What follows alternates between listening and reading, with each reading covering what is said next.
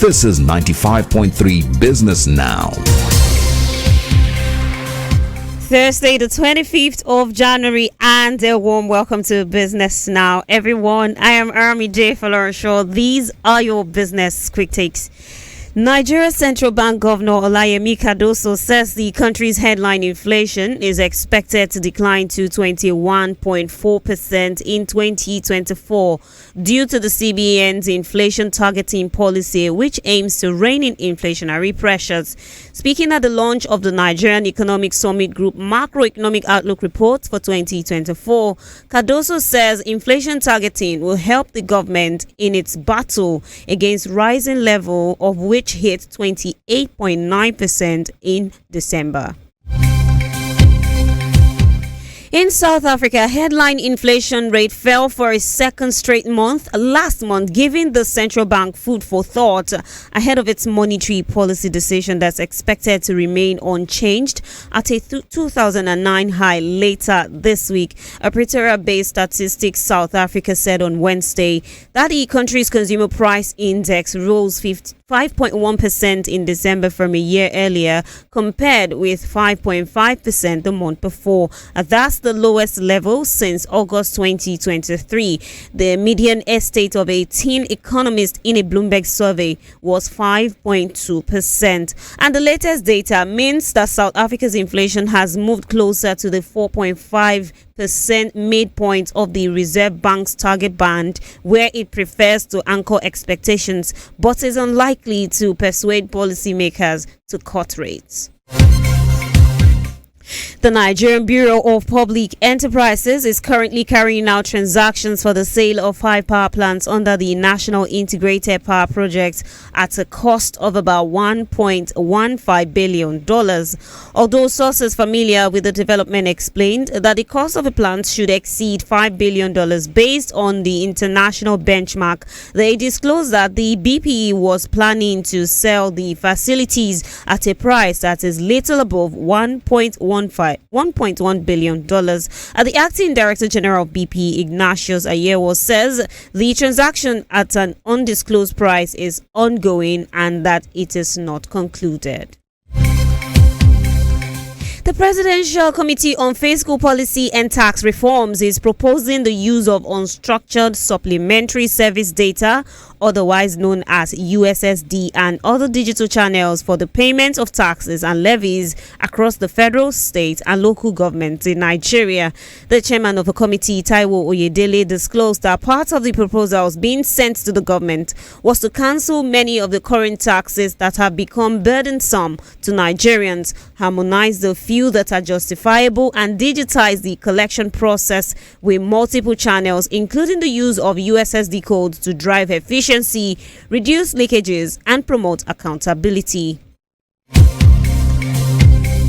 Verdant Capital, a Pan-African investment bank, completed 18 transactions in 2023 and has received commendations from the Africa Global Funds Awards as the best independent advisory firm, Pan-African, and the best advisory firm to private equity.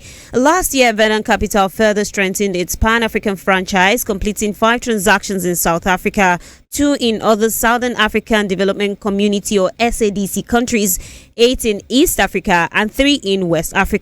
11 of the transactions were for private equity investor or portfolio companies of private equity. Well, coming up after the break, U.S. Secretary of State Anthony Blinken nudges Nigeria on capital flows for American businesses. More on that after the break. This is 95.3 Business Now. Welcome back, everyone. U.S. Secretary of State Anthony Blinken on Wednesday expressed hope of greater American investment in Nigeria, while asking the Nigerian government to reassure investors that they can repatriate their funds. On Tuesday, Anthony Blinken told journalists after a closed-door meeting with President Bola Tinubu in Abuja that American entrepreneurs and companies are eager to invest in Nigeria's economy, especially in the technology sector. Let's turn to Johnson Chukwu, investment professional and CEO of Carry Asset Management. Great to have you on the line this Thursday, sir. Good morning. Thank you for having me. All right. So, from an investment professional perspective, what are the key takeaways for you from Blinken's visit and the message to Nigeria on economy and security? I think the key takeaway is that Nigerian economy sees both investment opportunities, but then the conditions of the Nigerian economy are what will determine whether the investment will come or not. So in summary, what you could deduce from the comment made by Blinken is that there are still opportunities in the Nigerian economy. The world is still waiting to explore those opportunities. But we must make our own environment conducive enough to attract those investments. And that's why he said that American investors are willing to come to the country, but we must deal with the issue of FX repatriation. Related to the issue of FX repatriation is FX liquidity and other economic policy variables that we need to address to make to realize that the economy goes.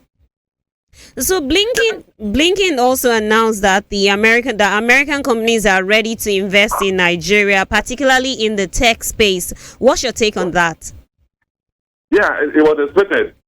You know, the American American tech industry is the most advanced globally, and that's why you have literally all the tech industry that are worth billions of dollars, all of American, most of them from America, of American origin. And we have the supporting skills. We have our own Silicon Valley around here. So American tech companies want those skills that we have locally. They also know that we have a huge population. We have a huge consumer market. Granted that our income level, per capita income is low. And I think for them, where tech operators do not require so much of infrastructure support. So they are wise enough to know that they can facilitate our infrastructure deficiency if the tech companies are the ones who are interested in coming here. I think, one, we have the skill set that will attract tech operators. Though we have weak infrastructure support, but the tech operators do not need so much of that to operate. And I think the first sector or first segment of investors that will come from US are likely going to be the tech operators. You are not likely going to see manufacturing companies coming from US. One, you don't have the power supply, you don't have the road infrastructure, you don't have the logistics support. But tech operators can actually rely on your broadband internet penetration, which we reasonably have a high level of broadband internet penetration to operate. So what more would you like to see in ramping up Nigeria-US economic diplomacy? Well, I think we need complementarity. And that will mean that the U.S. also, the Nigerian government also needs to push the U.S. to patronize Nigerian goods. There was an AGOA that is now, I think, has passed its life cycle. So the U.S. government, as it stands today, do not really import much from the country. So we need to make sure that our bilateral trade relationship with the U.S. is most beneficial, so it's not one-sided. So that's what is missing. U.S. Is now a net exporter of crude, so they don't import our crude again. We need to ask ourselves, can we sell to the U.S.? And probably, at the minimum, ask for the U.S. company to outsource some of the services they outsource currently to Vietnam, to India, such as call center, because we speak the English language. So we have a common language relationship or a common language benefit. So the Nigerian government needs to also push the U.S. government to find other means of patronizing what is produced here so that it is not a one-directional trade relationship. All right, Johnson Chukwu, licensed dealer and the CEO of Carry Asset Management. Thank you so much for your time. Do have a great day ahead, sir.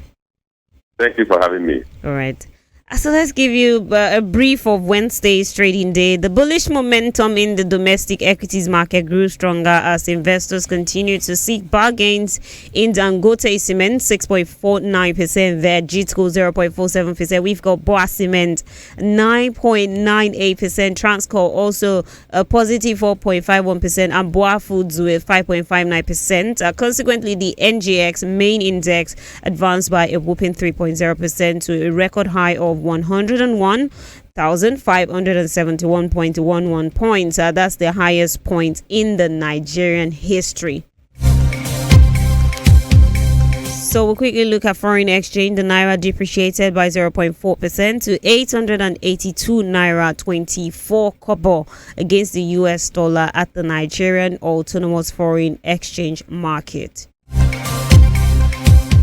Well, that's your Thursday edition of the program. I am Aramide for Lauren Shaw. We thank you all for listening. It's bye for now. This is Radio Now 95.3 FM.